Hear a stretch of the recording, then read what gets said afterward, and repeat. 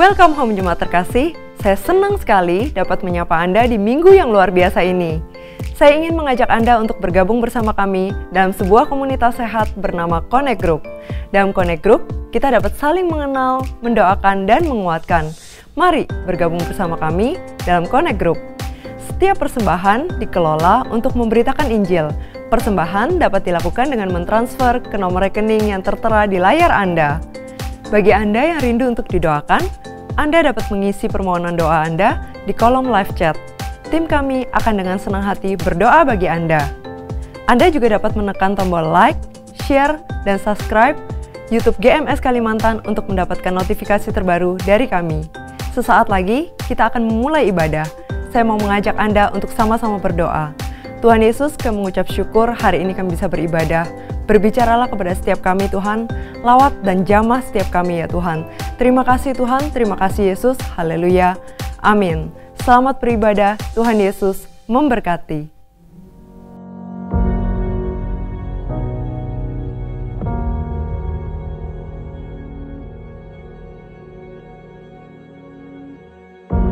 Orang yang suka memuji akan kuat roh doanya. Orang yang berdoa pasti berakhir memuji. Karena Allah bertata di atas pujian. Siapa memuji, Allah mengatasi hidupnya.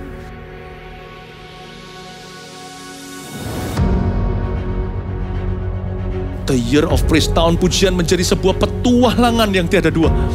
Menjadi sebuah pelajaran hidup yang langsung dari Kristus. Menjadi sebuah pengalaman yang indah. Waktu kita memuji Tuhan, seluruh kerajaan itu berdiri di sampingmu. Waktu kita memuji, seluruh kerajaan Allah dan kereta-keretanya yang tidak kelihatan berkuda dan berapi-api itu berada di kanan kiri. Semakin fisik kita lemah, roh kita semakin memuji Tuhan. Semakin jasmani kita terbatas, semakin rohani kita tidak boleh dibatasi.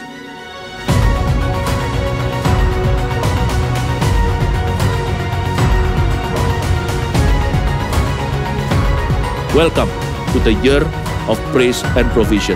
Mari kita mengizinkan Tuhan merajut rancangan yang belum pernah kita bayangkan.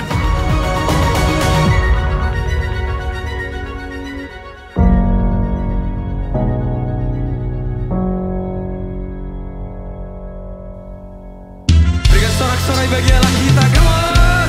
Haleluya!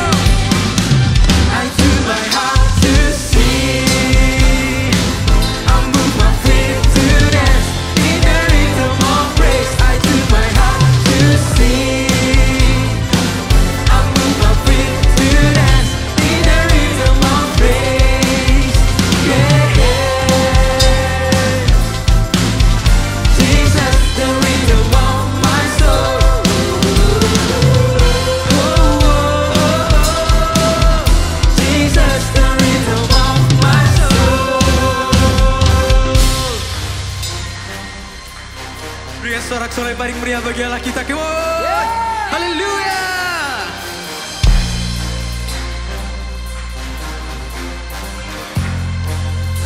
Mari kita berikan yang terbaik. Come on. Lift your voice, clap your hands, stomp your feet, move your body. Lift your voice, clap your hands, stomp your feet, move your body. Lift your voice, clap your hands, stomp your feet, move your body. Lift your voice, shout it out.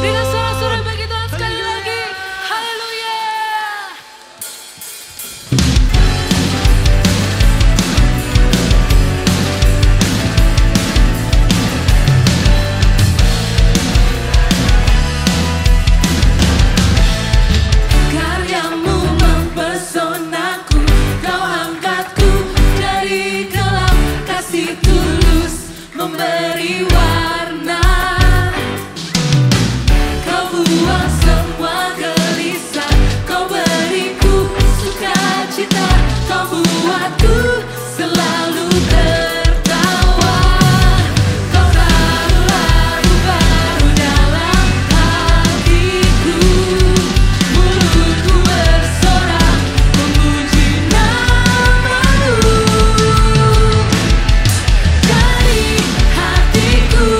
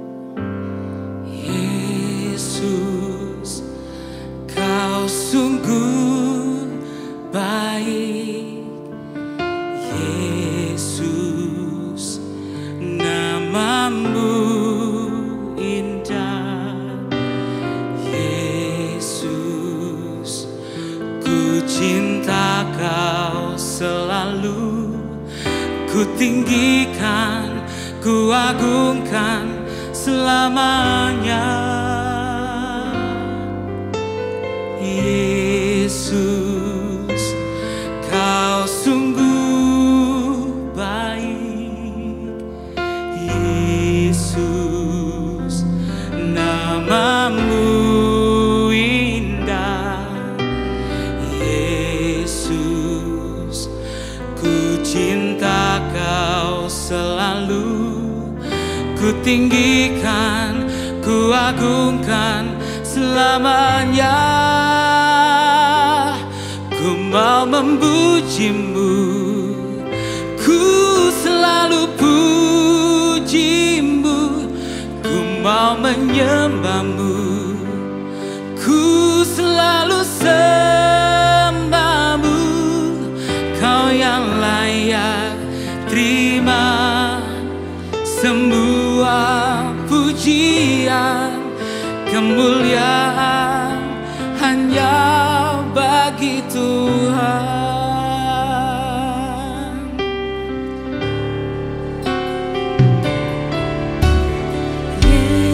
Yesus, Kau sungguh baik. Yesus, namamu indah. Yesus, ku cinta Kau selalu,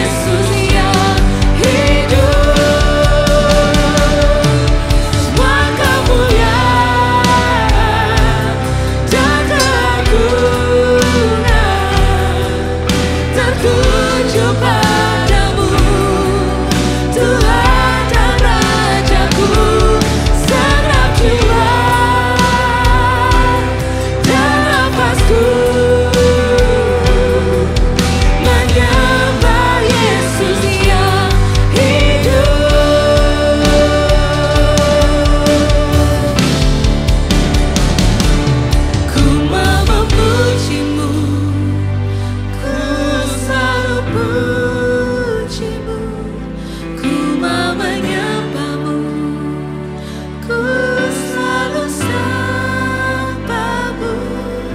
Kau yang layak terima semua pujian, kemuliaan hanya bagi Tuhan. Ku mau memujimu, ku selalu puji. Biar ini pernyataan dari hati kami Tuhan. Ku mau menyambamu, ku selalu sambamu.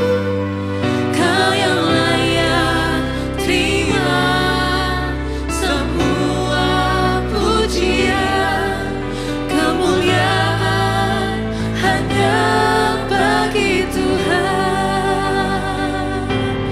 Ku mau memujimu, ku selalu pujimu. Ku mau menyambamu, ku selalu sambamu. Kau yang layak terima semua pujian, kemuliaan hanya bagi Tuhan. Ku mau memujimu, ku selalu pujimu. Ku mau menyambamu, ku selalu sambamu. Kau yang layak terima semua pujian, kemuliaan hanya bagi Tuhan. Ku mau memujimu, ku selalu pujimu. Ku mau menyambamu, ku selalu sambamu.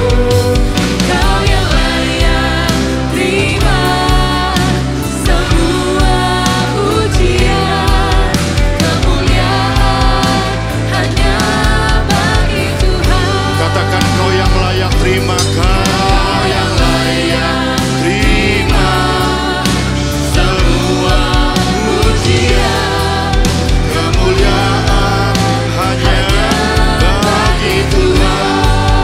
Ada yang di rumah angkat tanganmu, kau yang layak terima semua pujian, kemuliaan hanya bagi. Kita sembah Tuhan.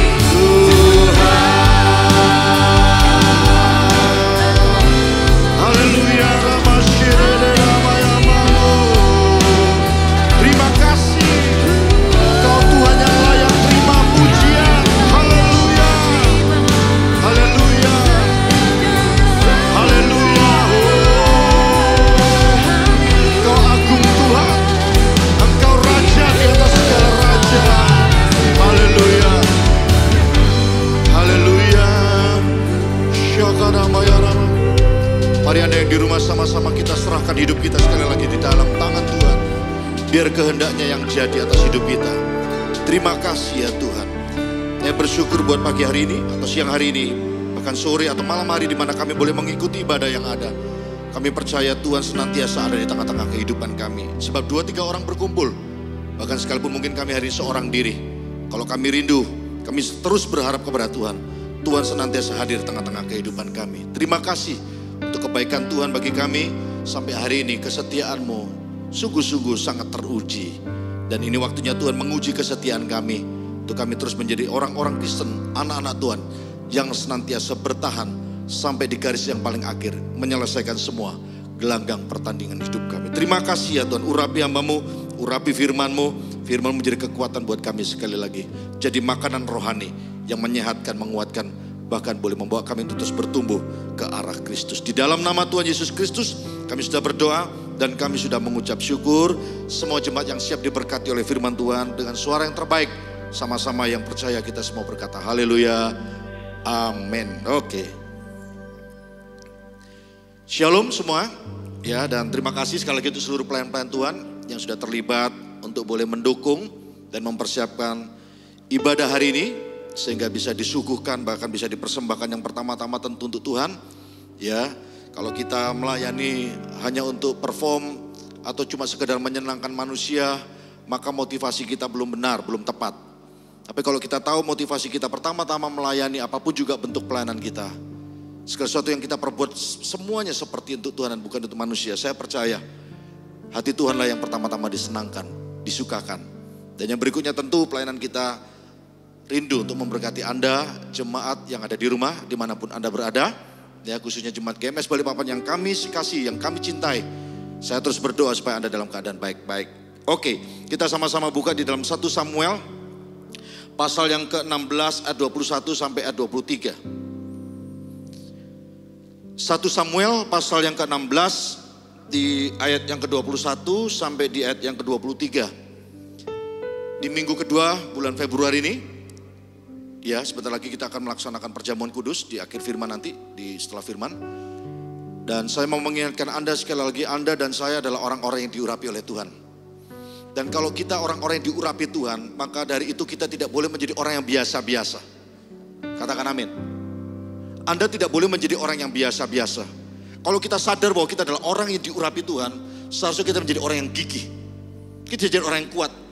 Bahkan berani mengambil keputusan untuk bertahan di dalam setiap tantangan, hambatan, bahkan rintangan dalam hidup ini. Ya, seperti halnya nanti kisah seorang Daud, seorang raja yang dipilih oleh Tuhan, bukan karena kekuatannya, bukan karena kecerdasannya, bukan karena kuat gagahnya dia sebagai seorang manusia, tapi karena hatinya yang sungguh-sungguh berkenan di hati Tuhan.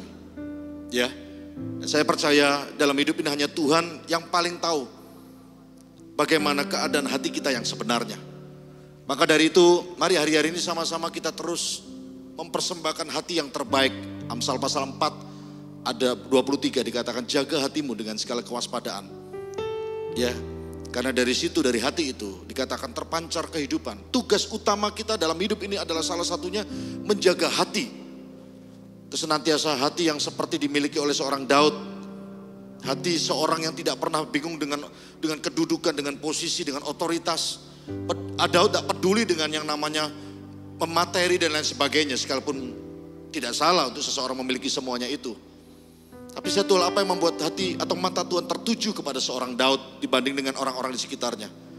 Karena hati Daud adalah hati yang jujur, hati yang senantiasa terbuka, hati yang transparan, hati yang tidak pernah diliputi dengan agenda-agenda tersembunyi atau agenda terselubung.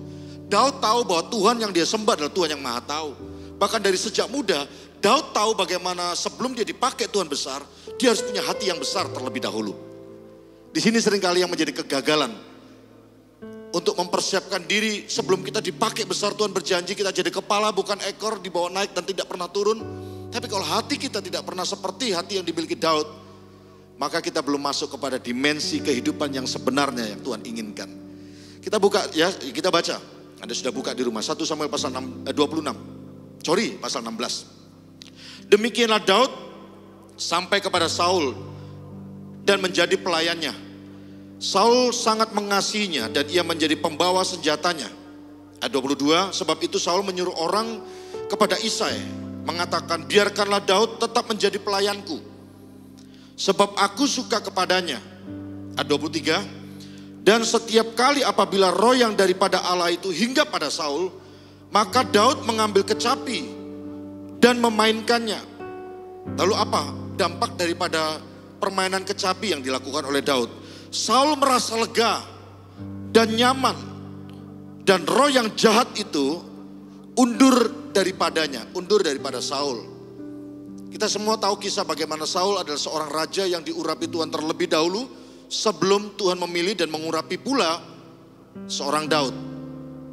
Ya, tapi karena ada beberapa hal yang membuat hati Tuhan menjadi menyesal karena pemilihannya akan atas Saul, maka tiba-tiba pilihan itu bergeser kepada orang berikutnya, seorang yang mungkin merasa tidak diperhitungkan, seorang Daud, ya, seorang yang muda yang tidak berpengalaman, tapi ini orang dipilih oleh Tuhan.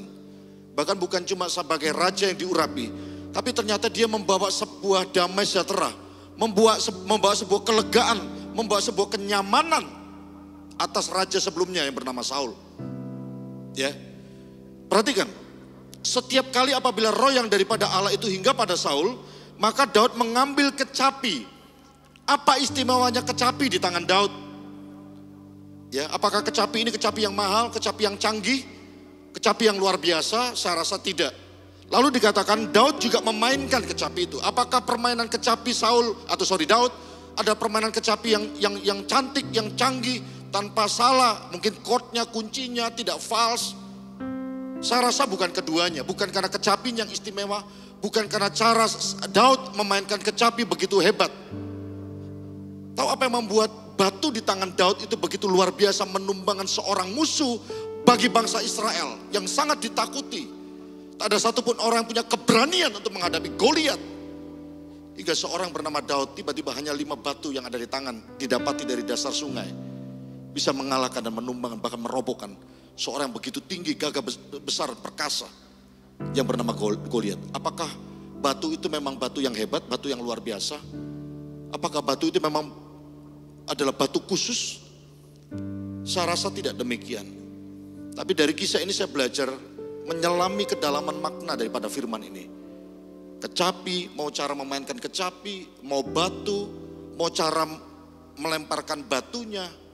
Tapi yang paling penting, yang paling utama adalah bagaimana seseorang yang sedang melakukan sesuatu yang ada di tangannya, yang ada di hidupnya. Di belakang hidup orang itu atau dalam hidup orang itu ada anointing atau ada urapan di dalam hidupnya. Di gereja kita mungkin kamera kita biasa, alat sound system kita biasa, alat musik kita biasa. Tapi di tangan siapa alat benda mati tersebut dipakai dan digunakan. Apalagi kalau latar belakang orang tersebut adalah orang yang diurapi Tuhan.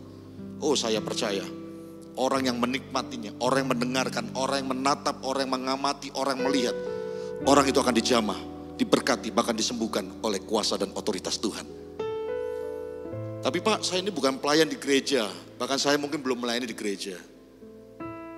Ya, saya dorong nanti minggu depan saya akan khotbah tentang persiapan Servolution. Bagaimana kita menjadi orang-orang yang dipakai menjadi alat Tuhan. Tapi sekalipun Anda yang belum melayani di gereja hari ini, dengar baik-baik, mungkin profesimu sebagai seorang pengusaha. Anda mungkin seorang pelajar, mahasiswa. Tapi kalau Anda adalah orang yang diurapi Tuhan, ada otoritas Allah atas hidupmu, saya percaya kau kerjakan. Yang pertama-tama dibuat Tuhan menjadi berhasil. Yang berikutnya, apapun yang kau kerjakan dalam keberhasilanmu, pasti akan memberkati orang lain. Katakan amin. Perhatikan, Saul bisa mengalami yang namanya kelegaan. Saul bisa mengalami yang namanya rasa nyaman. Ya, dalam bahasa lainnya diartikan Saul mengalami damai sejahtera. Dikatakan roh jahat pun undur daripadanya. Lihat, apapun yang dikerjakan oleh seorang yang diurapi Tuhan, saya percaya dan saya yakin dengan pasti roh jahat tidak akan pernah bisa bertahan di area tempat di mana orang itu diurapi oleh Tuhan. Makanya mari di tengah-tengah situasi yang sulit ini, jadilah orang yang terus berjalan di dalam urapan Tuhan. Bukan untuk sok-sokan, bukan untuk gagah-gagahan, bukan untuk kesombongan. Zaman dulu di kisah Perjanjian Lama, urapan yang dilambangkan dengan minyak dioleskan kepada domba-domba peliharaan para gembala. Tujuannya untuk apa? Menghindari kutu penyakit yang menyerang kepada hewan-hewan peliharaan mereka di beberapa organ tubuh mereka, supaya tidak menyerang di bagian telinga dan lain sebagainya. Artinya apa? Minyak yang melambangkan urapan itu sebagai lambang perlindungan zaman dulu. Bahkan hari ini pun saya percaya minyak urapan juga sebagai bentuk perlindungan Tuhan atas umatnya. Dan ada minyak yang tidak dapat dilihat dengan kasat mata, yang secara supranatural dapat bekerja dalam diri orang percaya.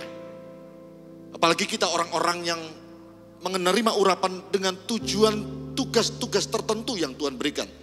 Termasuk tadi yang saya sebutkan, profesimu sebagai pengusaha, sebagai pelajar, mahasiswa, ibu rumah tangga pun kalau engkau diurapi oleh Tuhan, saya percaya hidupmu akan menjadi hidup yang dipakai Tuhan, akan memberkati orang-orang di sekitarmu. Dan salah satu fungsi urapan berikutnya adalah apa? Membuat kita menjadi orang yang gigih. Menjadi orang yang punya kemampuan untuk bertahan.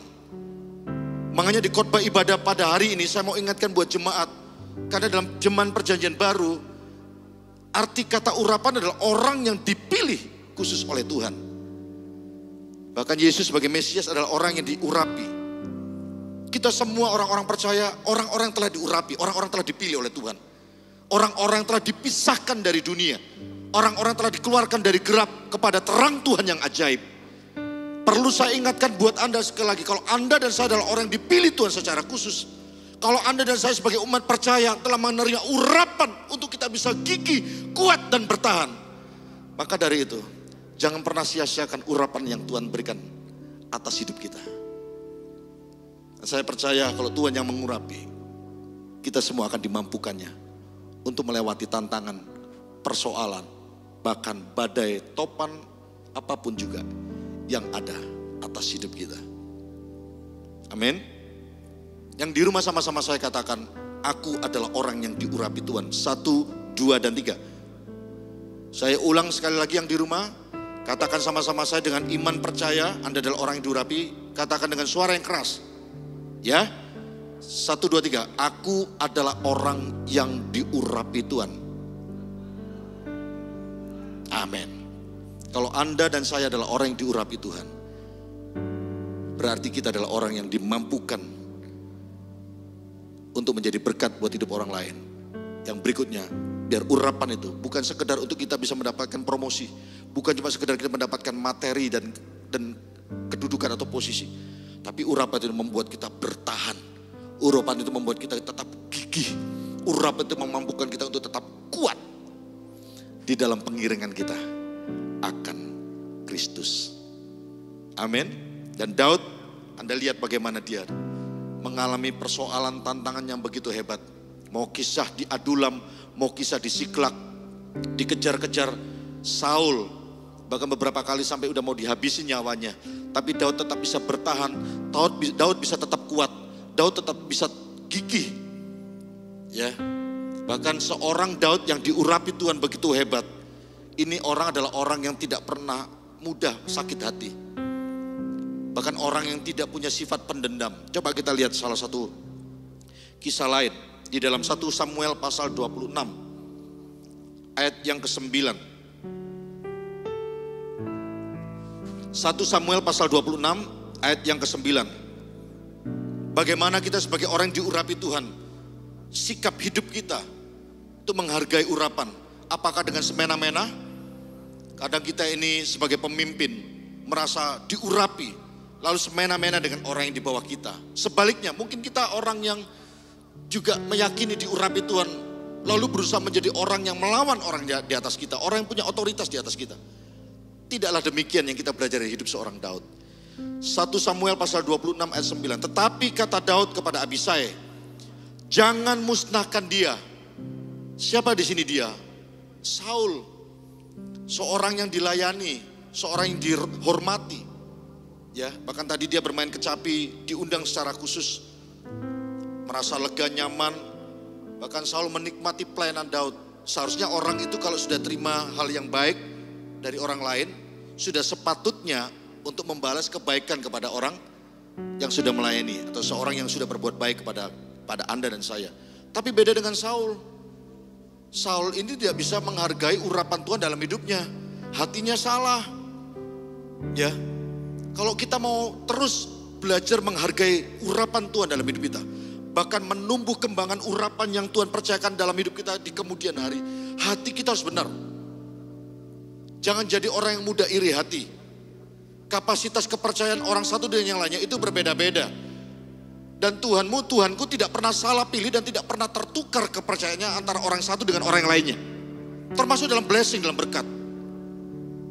Tidak boleh kita iri dengan apa yang dimiliki orang lain dan yang belum kita miliki di hidup ini. Setiap orang dipercayakan menurut kesanggupannya. Daud itu beda hajinya dengan Saul. Ya, ketika Daud sudah melayani Saul, seharusnya Saul itu bisa membalas semua kebaikan-kebaikan dalam hidup Daud. Tapi Saul ternyata ingin menghabisi Daud. Saul tidak ingin posisinya tergeser. Saul tidak ingin urapannya itu tersaingi dengan urapan orang lain. Ya. Dan ketika Daud mulai dibayang-bayangi ketakutan, intimidasi, Saul berusaha untuk menghabisi Daud. Tapi Daud luar biasa, tidak pernah dendam, tidak pernah punya pikiran untuk bagaimana bisa menghabisi Saul sehingga dia bisa mendapatkan rasa aman atas hidupnya. Dan ayat yang tadi barusan kita baca 9, dikatakan jangan musnahkan dia. Ceritanya kan kita tahu bagaimana satu kali Daud ada dalam satu situasi di mana Saul sedang istirahat, sedang tidur. Nyenyak, terlelap. Dan Daud dipengaruhi beberapa orang di sekitar. Udah itu mumpung lagi Saul lengah, habisin aja, ini ada tombak. Udah lesatkan aja, habisin saja nyawanya. Tapi Daud ini luar biasa. Ini yang membuat saya kenapa belajar dari anak muda ini, orang ini. Karena ini orang betul-betul layak untuk mendapat dan menerima kepercayaan urapan yang daripada Tuhan. Sekalipun dia tahu dia adalah orang yang dipilih oleh Tuhan. Sekalipun dia tahu dia adalah orang yang diurapi oleh Tuhan. Tapi dia tidak semena-mena dengan kepercayaan yang Tuhan taruh dalam hidupnya. Dia tidak mencari rasa aman dengan sesuatu yang belum tentu itu cara yang tepat yang Tuhan kehendaki. Sampai-sampai dikatakan tadi, jangan musnahkan dia sebab siapa yang dapat menjamah orang yang diurapi Tuhan dan bisa terlepas atau bebas dari hukuman. Daud tahu bahwa yang memilih Saul awalnya adalah Tuhan. Daud juga tahu kapan dan bagaimana Tuhan menurunkan Saul untuk tidak lagi menjadi raja. Dan Daud merasa bahwa bukan hak Daud untuk melakukan apa yang mungkin dianggap benar oleh orang-orang di sekitarnya. Hari ini saya mau ingatkan buat jemaat, hati-hati. Ada banyak hal yang mungkin berusaha kita singkirkan, yang berusaha kita coba pinggirkan, yang berusaha merintangi mungkin bisnis Anda, perjalanan Anda, kehidupan Anda. Ada orang-orang mungkin berusaha untuk menghalangi sesuatu yang membuat Anda bergerak lebih. Tapi selama itu bukan cara yang Tuhan kehendaki, jangan semena-mena. Be careful. Orang yang diurapi Tuhan adalah orang yang tahu bagaimana cara Tuhan untuk menyingkirkan sesuatu yang mungkin menghalangi dalam hidupnya. Daud itu luar biasa. Ya, dia tahu bahwa Saul ini sekalipun sudah membuat hati Tuhan menyesal, tapi Daud tahu bahwa ini orang masih diurapi Tuhan. Daud tidak berani sembarangan. Daud sangat menjaga bahwa setiap orang yang masih dalam urapan Tuhan, jangan sekali-sekali dijamah. Nah, ayat ini kalau disalahgunakan banyak orang berbahaya. Pendeta, hamba Tuhan, pemimpin, aku ini orang diurapi Tuhan loh, jangan jamah aku. Oh, ini bahaya. Karena menurut saya diurapi Tuhan bukan cuma pendeta, bukan cuma hamba Tuhan, bukan cuma pemimpin. Setiap umat Tuhan, orang yang percaya, saya percaya tiap-tiap orang itu menerima urapan daripada Tuhan. Ini ayat banyak disalahgunakan, sebagian besar para pemimpin, orang-orang berotoritas. Termasuk banyak orang juga mengingatkan, jangan itu orang diurapi, jangan dijamah. Nah, kalau orang yang di atas itu tidak boleh dijamah, apakah artinya orang yang di bawah boleh sembarangan dijamah? Apakah gara-gara karena kita pemimpin merasa diurapi, punya otoritas, lalu bisa semena-mena ngapa-ngapain orang di bawah kita? Saya rasa tidak demikian. Makanya kita mau belajar bagaimana menghargai setiap orang-orang yang telah diurapi oleh Tuhan. Halo, amin. Ya, Daud bukan tipe seorang pemberontak.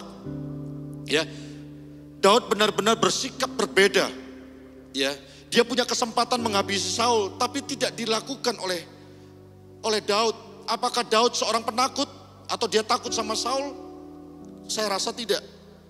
Ya, kenapa Daud tidak segera menghabisi seorang yang membayang-bayangi kehidupan Daud selama ini? Kenapa?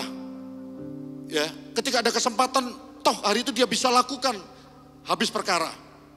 Alasannya satu, sederhana. Tadi dia berkata, jangan menjamah orang yang diurapi Tuhan. Daud tahu batasan yang harus dia lakukan.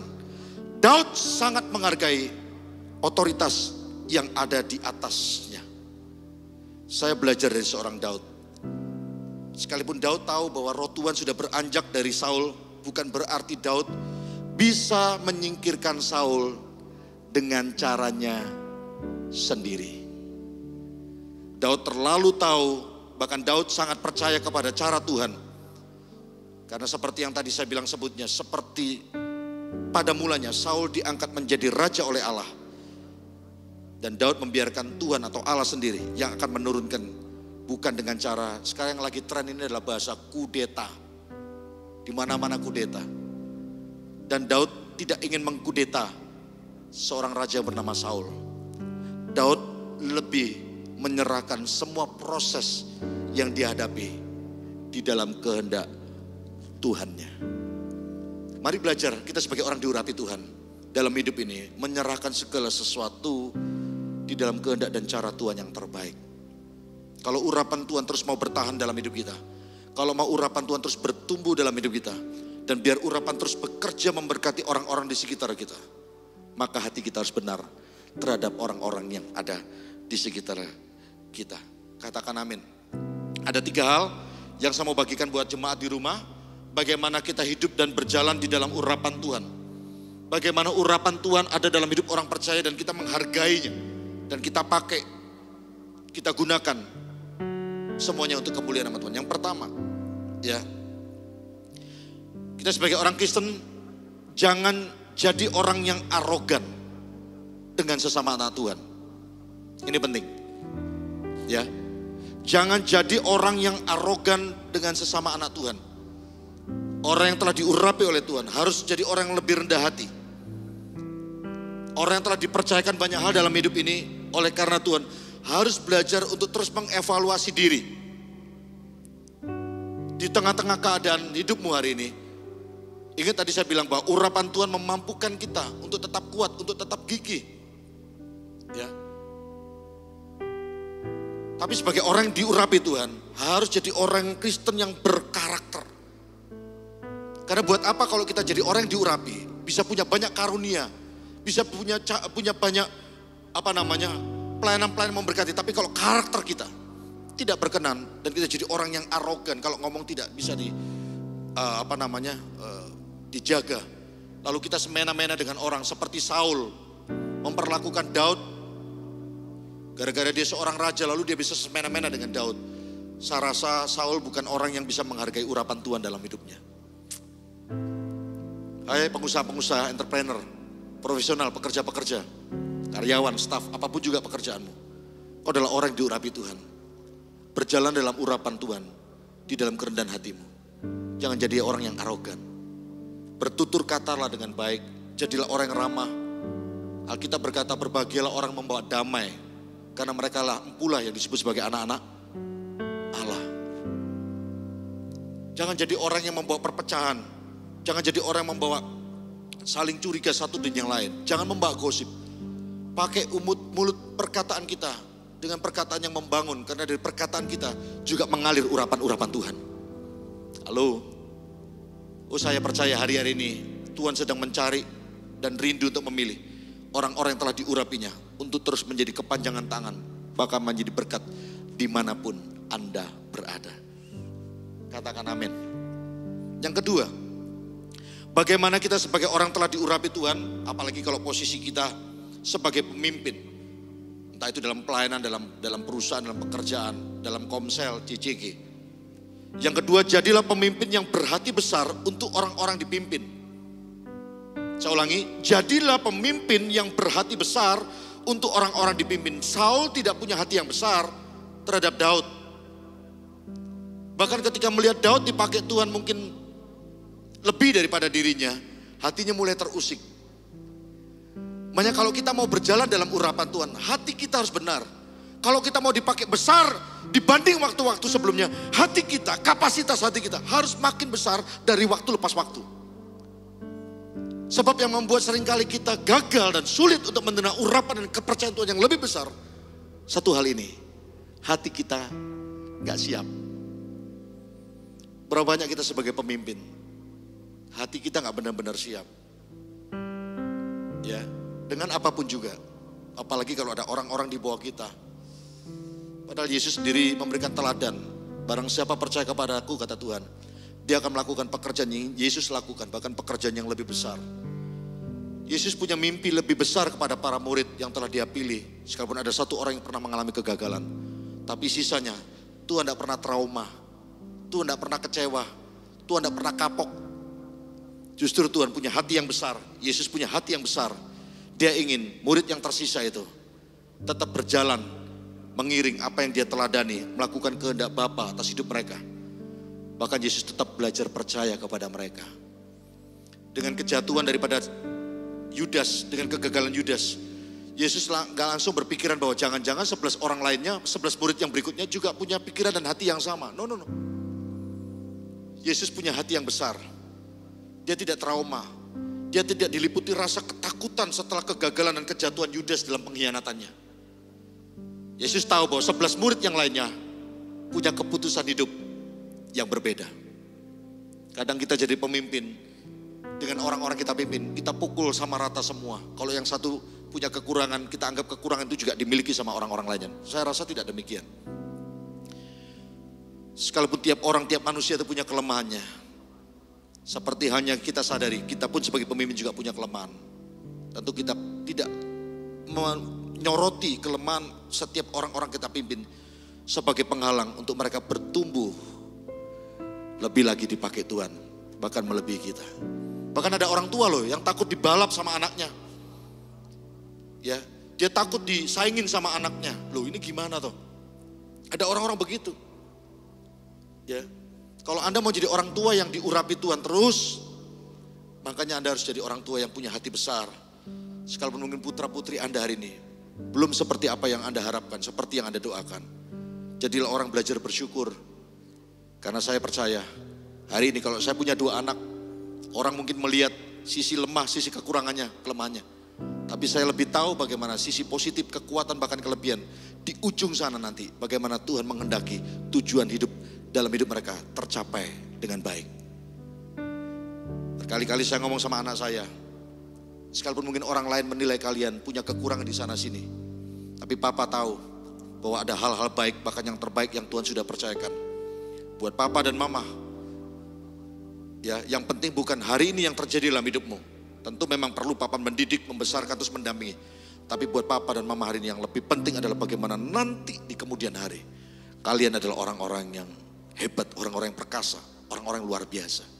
Itu pemimpin dan orang tua yang punya hati besar. Amin. Jangan jadi seperti Saul. Jangan gara-gara Saul menjadi orang yang diurapi, lalu dia bisa semena-mena dengan orang yang di bawahnya. Tidaklah demikian. Urapan bukan dipakai untuk jadi seorang yang arogan, jadi orang yang semena-mena. Bahkan punya hati yang dengki kepada orang-orang yang dipimpinnya. Please, kalau Anda ketua CG, Anda pemimpin CG, siapapun juga Anda yang mengikuti ibadah lewat online ini, jadilah pemimpin yang punya hati besar. Punya mimpi untuk orang-orang di bawahmu, bertumbuh dan dipakai Tuhan lebih. Bawa mereka terus dalam doa, punya visi yang tajam, punya kerinduan yang lebih lagi buat mereka. Dan saya yakin dengan demikian, urapan yang Tuhan tambahkan dalam hidupmu akan semakin hebat dan dahsyat. Yang ketiga, yang terakhir, ya, jadilah orang yang mau dipimpin. Ya, tadi saya ngomong kepada pemimpin, saya pakai Saul sebagai orang diurapi, tapi dia semena-mena, dia arogan. Kita nggak boleh jadi pemimpin yang mengintimidasi, tapi jadilah pemimpin yang menginspirasi. Saul tidak menginspirasi, Saul itu mengintimidasi. Ya, jadilah pemimpin yang mengayomi dan bukan membebani. Oke, jangan contoh hidup Saul. Yang ketiga, jadilah orang yang mau dipimpin dengan penundukan diri oleh karena kasih. Saya ulangi yang ketiga, jadilah orang yang mau dipimpin, entah itu dalam pengembalaan, di dalam pelayanan, dalam pekerjaan juga, dalam keluarga. Penundukan diri kita, kan kita seringkali belajar submission, penundukan diri, submit. Tapi penundukan diri sebagian besar orang itu karena takut posisinya hilang, takut nanti gak dipercaya. Ya, kalau kita di pekerjaan takut nanti kalau kita gak digaji, takut kita kalau dikasih uang tambahan dan sebagainya. Kita mau belajar dalam hidup ini sebagai orang percaya, orang diurapi, penundukan diri kita, submit kita, rasa respect dan hormat itu didasari satu hal ini, yaitu kasih. Daud menundukkan diri kepada Saul. Bukan karena Daud takut sama Saul, Goliat aja dihajar sama dia kok. Goliat aja dihabisin, apalagi Saul yang orang yang pernah takut juga kepada Goliat. Tapi karena kasih Daud kepada Saul, dia bisa berkata, jangan, itu orang dijamah Tuhan. Ini orang yang masih diurapi Tuhan, jangan dijamah. Ini orang, jangan jamah orang diurapi Tuhan maksudnya ya. Satu hal, karena Daud mengasihi Saul. Daud sayang kepada orang yang pernah dipilih oleh Tuhan menjadi seorang raja atas bangsa Israel. Daud gak tega, Daud gak bisa dendam, Daud gak bisa benci. Sekalipun dia punya hak untuk membalas, dia punya kesempatan untuk menghabisi hidup Saul. Tapi hati Daud dipenuhi belas kasih Tuhan. Ini yang mengapa membuat Tuhan itu begitu berkenan dalam hidup Daud. Bahkan di ayat yang lain dikatakan, setelah Saul disingkirkan menjadi seorang raja, dikatakan Daud menjadi orang yang berkenan di hati Tuhan. Alasannya apa kok Daud menjadi orang berkenan di hadapan Tuhan? Satu hal, karena Daud adalah orang rendah hati. Daud adalah orang yang hatinya selalu diliputi dengan belas kasihan Tuhan. Wow. Kita mau belajar tentang penundukan diri, bukan karena kita dipaksa, bukan karena kita ditekan, tapi kita submit dengan orang-orang di atas kita. Karena hati kita penuh dengan kasih. Daud kalau lihat kelemahan Saul, Daud kalau lihat kesalahan Saul, Daud kalau ingat tentang bagaimana roh Tuhan telah undur daripada Saul, Daud tidak akan pernah bisa mengasihi Saul apa adanya. Karena kasih itu menyelenyapkan pelanggaran, kasih itu menyelenyapkan dosa. Kasih itu menutupi segala sesuatu yang kita anggap mungkin tidak pantas atau tidak layak. Ingat, karena kasih Tuhan atas hidup kita, karena kasihnya, Dia berani berkorban, kita diampuni, diberi kesempatan, dianugerahi untuk menerima keselamatan. Dan biar 3 hal ini yang kita mau belajar di minggu kedua sebelum kita menerima perjamuan. Anda yang di rumah siapkan roti dan air putih, anggur. Dan kita sama-sama menghadap kepada Tuhan sekali lagi. Dan bila perjamuan di bulan kedua tahun ini, kita diingatkan lagi tentang pengorbanan Tuhan atas hidup kita. Saya undang pemain musik, pemain pujian dan singer. Terima kasih ya Tuhan, kami boleh terus menjadi orang yang diurapi Tuhan. Dan biar urapan itu kami mau belajar menghargai, kami mau pakai bukan untuk hal-hal yang di luar kehendak-Mu, tapi kami mau pakai dengan kerendahan hati kami. Urapan itu datang dari Tuhan, urapan itu Tuhan yang sediakan. Dan biar urapan yang Tuhan sediakan itu kami pakai juga untuk memuliakan nama-Mu. Yang pertama-tama, biar urapan itu membuat kami bertahan, kami kuat, kami tetap gigih untuk menyelesaikan semua persoalan dalam hidup ini. Karena kami tahu otoritas itulah yang memampukan kami untuk kami disebut sebagai umat lebih daripada pemenang. Meteraikan firman-Mu ya Tuhan, di dalam nama Yesus. Ku bawa hidupku sekarang, mari bawa hidup kita ke tempat kudus-Mu Tuhan. Amin. Di mezbah-Mu ku serahkan seluruh hidupku. Semua sama-sama katakan penuhi. Penuhi hatiku sekarang. Minta kepada Tuhan dengan urapan yang baru, dengan urapan yang baru, agar aku lebih lagi,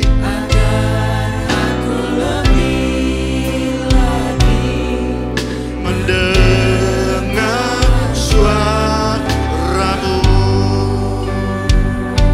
Katakan sekali lagi, ku bawa hidupku sekarang. Ku bawa hidupku sekarang ke tempat kudus-Mu Tuhan. Tempat kudus-Mu Tuhan. Di mezbah-Mu ku serahkan seluruh hidupku. Penuhi hatiku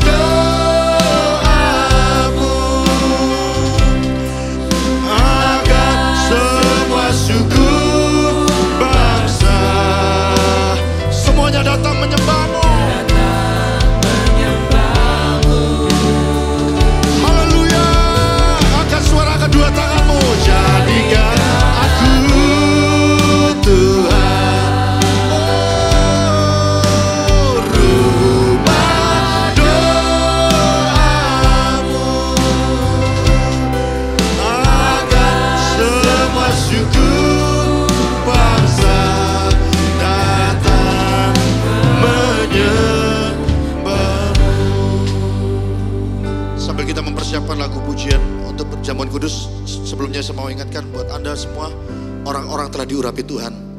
Apa yang membuat Daud begitu istimewa? Apa yang membuat Daud begitu spesial? Apa yang membuat Daud begitu berkenan di hati Tuhan?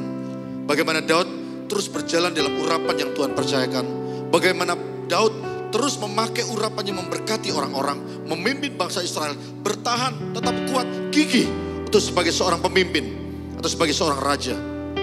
Satu hal, Daud memberi dirinya untuk menjadi rumah doa bagi Tuhan. Bahkan sejak sebelum dia menjadi seorang raja, dia sudah mengenakan kecapi alat musik yang mengusir roh jahat daripada Saul. Di tempat di mana dia seorang diri, dia merenungkan kebaikan Tuhan. Dia selalu fokus akan hal-hal yang baik yang Tuhan sudah kerjakan dalam hidupnya.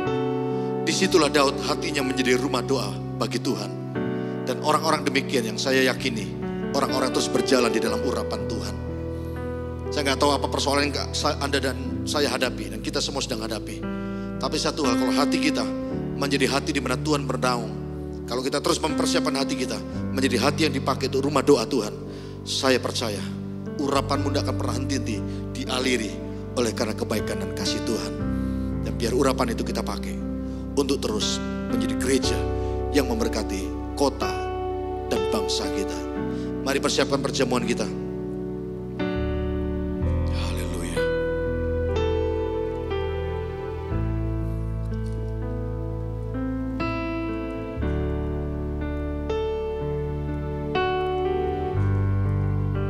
Kita naikkan lagu pujian untuk perjamuan kudus. Sungguh besar pengorbananmu bagiku, terlalu dalam untuk dimengerti. Sungguh besar, sungguh indah yang kau pikirkan tentangku, tak terselami bagiku. Sungguh indah.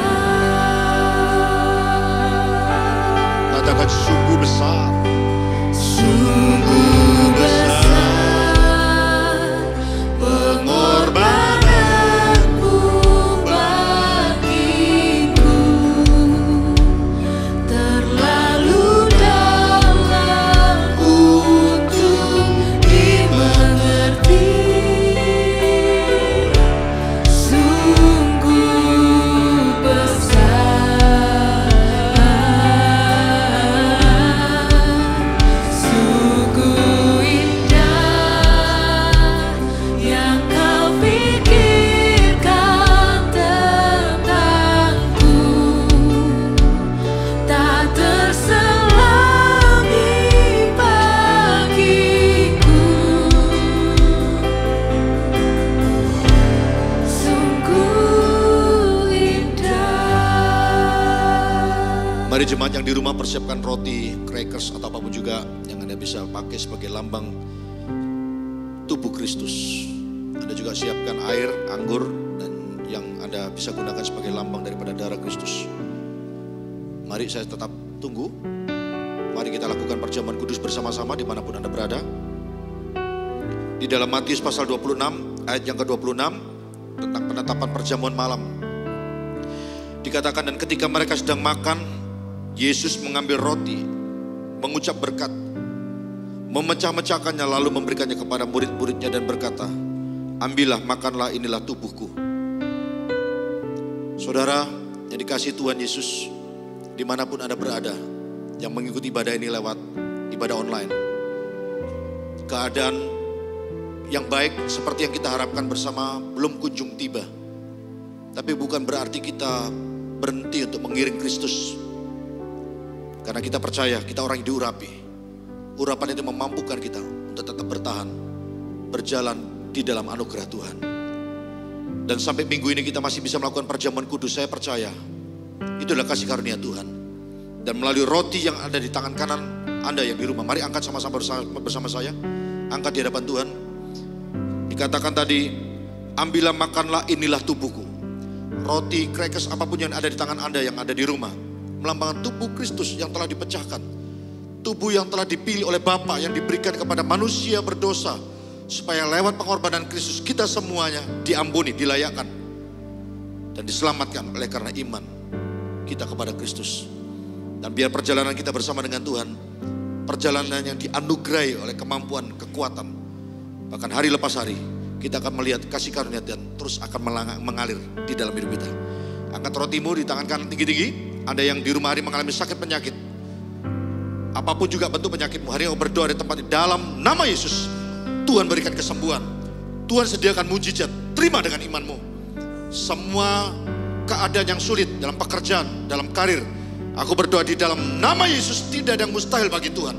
Tetaplah beriman, percaya bagi Tuhan bahwa segala sesuatu yang diizinkannya dalam hidupmu tidak pernah melebihi kekuatanmu. Bahkan Tuhan yang merancangkan damai sejahtera, Tuhan tidak pernah rancangkan kecelakaan dalam hidupmu.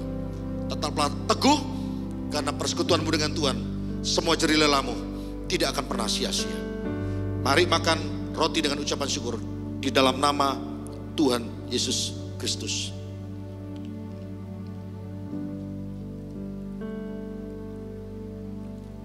Anda siapkan anggur di rumah.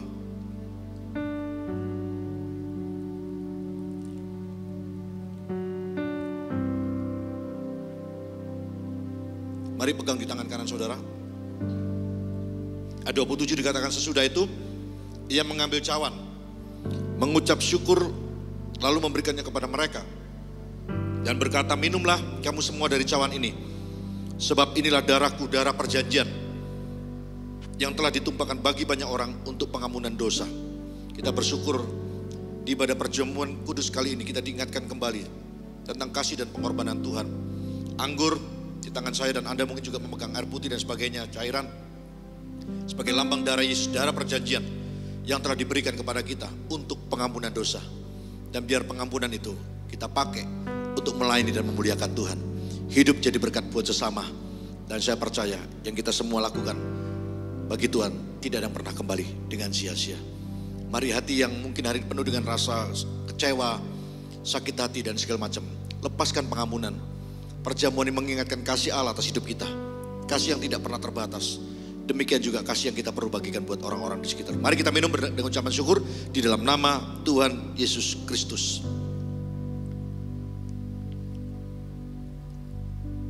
Kita naikkan lagu sekali lagi, sungguh besar.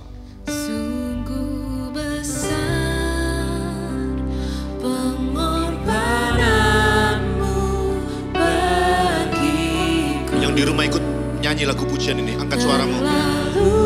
Ayo semuanya ikut menyembah, memuji. Jangan berdiam diri. Buka suaramu. Persembahkan penyembah yang terbaik bagi Tuhan.